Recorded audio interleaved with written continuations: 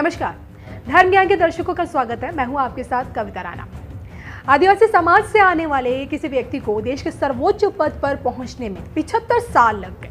देर से ही सही, लेकिन अब द्रौपदी मुर्मू 140 करोड़ भारतीयों की राष्ट्रपति हैं। राष्ट्रपति द्रौपदी मुर्मू का पार्षद से राष्ट्रपति पद तक का सफर काफी संघर्ष भरा रहा।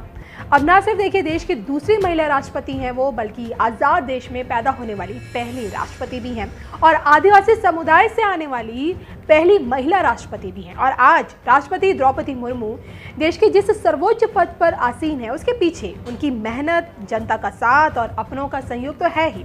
इसके साथ ही साथ हिंदू धर्म से जुड़ा गहरा लगाव भी है। आपको याद होगा, जिस दिन बीजेपी पार्टी ने द्रौपदी मुर्मू को राष्ट्रपति उम्मीदवार घोषित किया, झारखंड से सामने आए एक वीडियो ने यह बता दिया कि हिंदू धर्म को मानने वाली द्रौपदी मुर्मू भी एक शिव भक्त हैं। रोज की तरह उस दिन भी शिव मंदिर में झाड़ू मारती हुई दिखी, महादेव की पूजा करती हुई नजर आई और यहाँ तक कि नंदी महाराज के कानों में भी कुछ बोलती हुई जरूर दिखी। तो राष्ट्रपति द्रौपदी मुर्मू खुद को तो एक हिंदू मानती हैं, लेकिन क्या आदिवासी समुदाय खुद को हिंदू मानता है?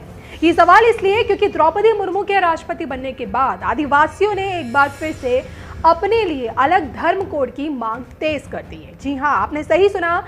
जब 45 लाख की आबादी वाले जैन धर्म के लिए अलग से धर्म कोड है, फिर भला 49 लाख से भी ज्यादा आदिवासी जो सरना धर्म को मानते हैं, उन्हें अलग धर्म का कोड क्यों नहीं दिया जाता? यही सवाल इन दिनों आदिवासी समुदाय की तरफ से पूछा जा रहा है। क्या ही पूरा मामला, आइए आपको विस्तार से बताते हैं।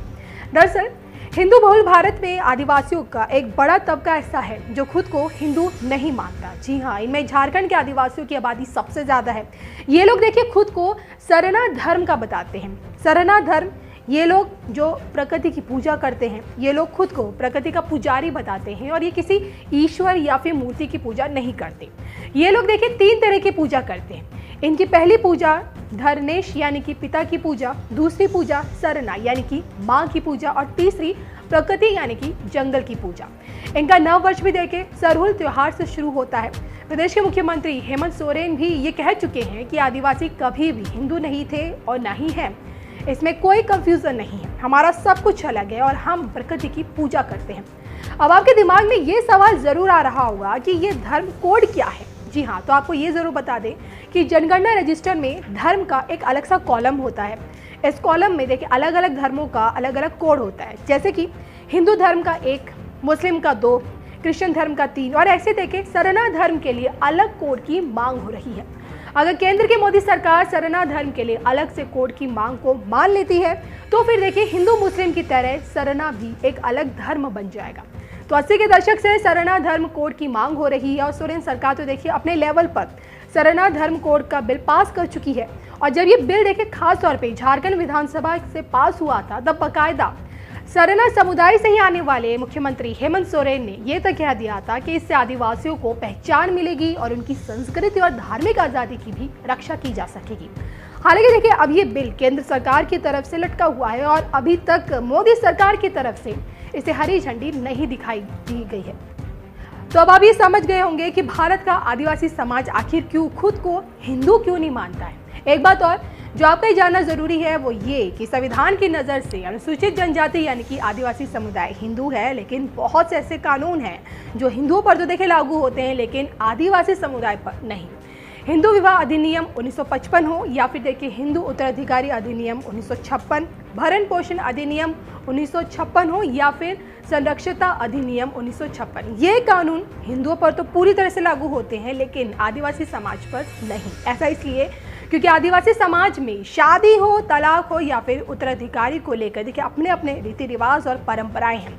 और देश का सर्वोच्च न्यायालय यानी कि सुप्रीम कोर्ट भी ये कहता है कि अनुसूचित जनजाति के लोग अपने समुदाय के रीति रिवाजों के अनुसार शादी कर सकते हैं। अब जो कि देखिए देश की गद्दी द्रौपदी मुर्मू की है, लेकिन देश की कमान पीएम मोदी के हाथों में है और ऐसे में आदिवासियों की सरना धर्म कोड लागू करने की मांग क्या पूरी हो पाएगी?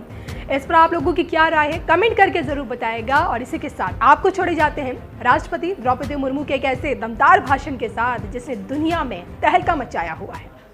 कहा जाता है कि जैसे आकाश में सूर्य देवता एक जगह से अपना प्रकाश फैलाता है, लेकिन पूरा दुनिया प्रकाश मिल रहा है। ऐसे ही ऐसे ज्ञान गंगा में नहाने वाले जहां भी बैठते हैं उसका प्रकाश, उसका वाइब्रेशन चारों तरफ फैल लेता है। इसीलिए ये खुद के लिए ये डुबकी नहीं लगाते, ये पूरा विश्व को। यहाँ बहन मनोरमा जी बोले या ये आप देश को रिप्रेजेंट करते हैं, ये मलेशिया को रिप्रेजेंट करते हैं, हम देश को रिप्रेजेंट करते हैं या एक राज्य को, लेकिन आप तो पूरा विश्व के रिप्रेजेंट करते हैं। भगवान के बच्चे हैं, भगवान का निमित्त बन के ये पूरा संसार के मानव समाज को दिग्दर्शन देने के लिए, मानव समाज जो भटके हुए अपने आप के ऊपर अन्याय करते हैं। कहा जाता है मनुष्य सच्चिदानंद रूप है, सच्चित आनंद, ये सत्य के रूप है, आनंद के रूप, आनंद स्वरूप है, सत्य स्वरूप है, प्रेम स्वरूप है। लेकिन मनुष्य अपने आप के स्वरूप को भूल गए। सबका चेहरा लटका हुआ है, सब जैसे भराक्रांत होकर के बैठे हैं। लेकिन ये सिखाते हैं कैसे मनुष्य आनंद से रहे, प्रेम से रहे, सुख से रहे, शांति से रहे। अपने आप के अंदर जो भी है उसको खत्म करने से, जिसको कहते हैं स्वधर्म नहीं, ये स्वधर्म तो है सुख शांति आनंद प्रेम, उसका ऑपोजिट जो अंदर रहे उसको साफ करते हैं। मुझे लगता है अपने आप से कि अंदर जो भी है उसको हम जब खत्म नहीं करेंगे, ये केवल ये गंगा स्नान करना बहुत अच्छी चीज है। कहा जाता है कभी देवता और राक्षसों के बीच जो अमृत का कुंभ जो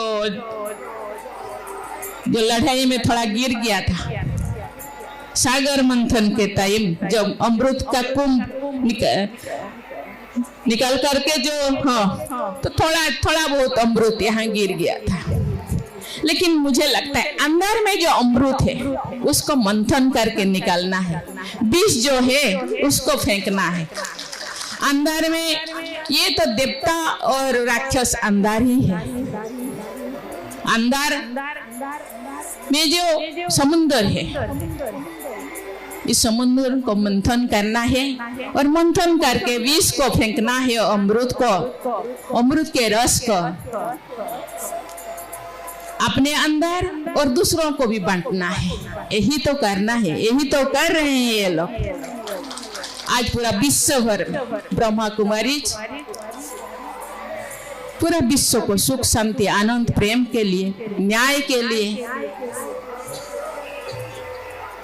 घर बार छोड़ के आश्रम में रह करके विश्व को सकाश देने के लिए, न्याय देने के लिए जो काम कर रहे हैं, मुझे लगता है यही तो मानव जीवन का लक्ष्य है।